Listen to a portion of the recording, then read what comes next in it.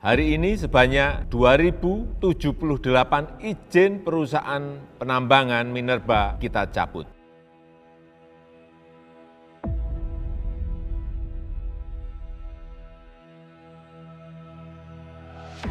Kalau ada negara lain yang menggugat, yaitu haknya negara lain menggugat karena memang terganggu.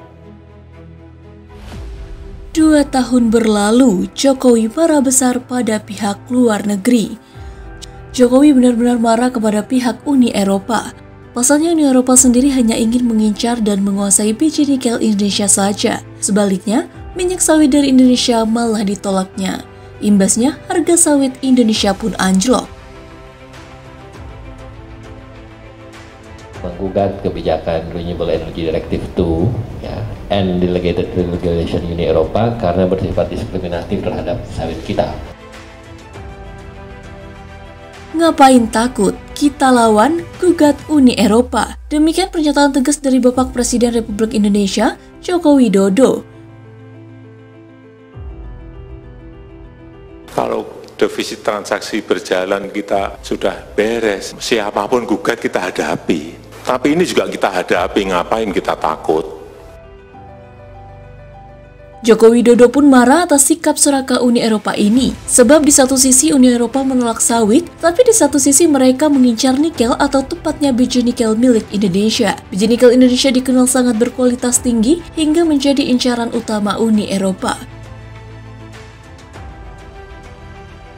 Impor minyak sama, lifting produksi minyak kita. Sumur-sumur kita masih banyak kok. Kenapa nggak digenjot produksinya? Karena ada yang masih seneng impor minyak.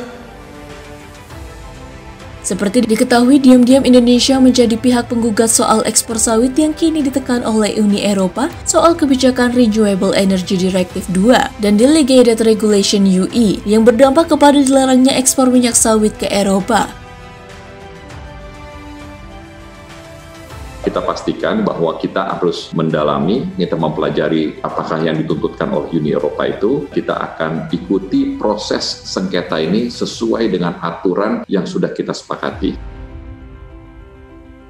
Presiden Republik Indonesia Joko Widodo membeberkan kenapa Uni Eropa menggugat Indonesia ke Organisasi Perdagangan Dunia atau WTO terkait larangan ekspor biji nikel atau bahan mentah Indonesia ke luar negeri. Presiden Jokowi menyatakan tak lain dengan larangan ekspor biji nikel ke luar negeri, maka industri di Uni Eropa akan mengalami gangguan.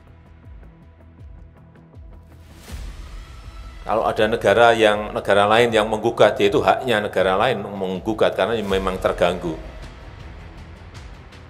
Presiden Jokowi menegaskan meskipun ada gugatan di WTO, itu pihaknya tidak akan mundur melakukan hilirisasi bahan mentah di dalam negeri. Indonesia tegas bisa menjadi negara maju dengan mengembangkan hilirisasi. Kalau kita digugat saja, kita takut mundur, nggak jadi, ya nggak akan kita menjadi negara. Terus saya sampaikan kepada Menteri, terus, Pak ini apakah? Terus. Presiden Jokowi menyatakan atas pelarangan ekspor nikel dan melakukan hilirisasi di dalam negeri. Nilai ekspor nikel mengalami loncatan yang signifikan dari tahun 2017 sampai 2018 yang nilai ekspornya hanya 1,1 miliar US dollar atau sekitar 19 sampai 20 triliun, melejit di tahun 2021 mencapai 20,8 miliar US dollar atau 326 triliun rupiah atau kurs 15.700-an per US dollar.